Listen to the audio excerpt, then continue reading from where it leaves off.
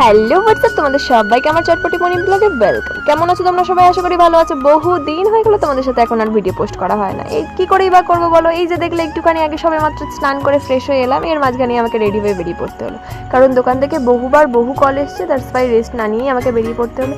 Rest না নিয়ে বেরোনোর জন্য শরীরটা একটু খারাপই লাগছিলো, তাই জন্য ক্যামেরাটা হুট করে স্টার্ট করে দিলাম। দেখো, হাজার ব্যস্ততার মাঝে, হাজার কষ্টের মাঝখানেও ক্যামেরা অন করে যদি তোমাদের সাথে ভিডিও শেয়ার করি বা তোমাদের সাথে আমি লাইফস্টাইল শেয়ার করি, আমার বেশ ভালোই লাগে।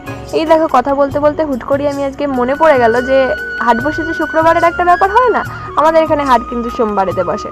তোমাদের ওদিকেও হয়তো হাট ফাট বসে। তো দেখো, এই হাট, এই যে আমাদের এখানে হাট, তো হাটে এসে হুট করে মনে পড়ে গেল আমার কিছু জিনিস নেওয়ার আছে। দ্যাটস ওয়াই আমি এখন চলে এসেছি নিজের জন্য শপিং করতে।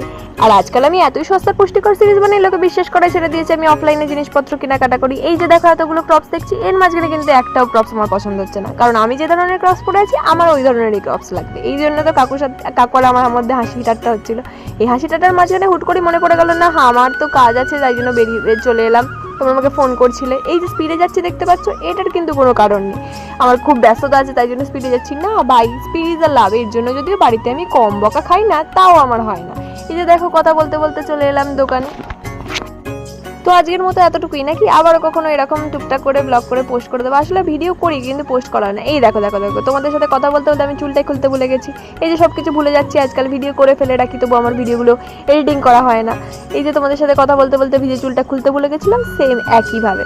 তো যাই হোক, এবার কি করব, আমি দোকান ঠিক করি আর তোমরা কি করছো? আমি দোকান সাজাতে থাকি আর তোমরা এরকম ধরনের চটপটি মিনি ব্লগ দেখার জন্য আমার চ্যানেলটাকে সাবস্ক্রাইব করে রাখো।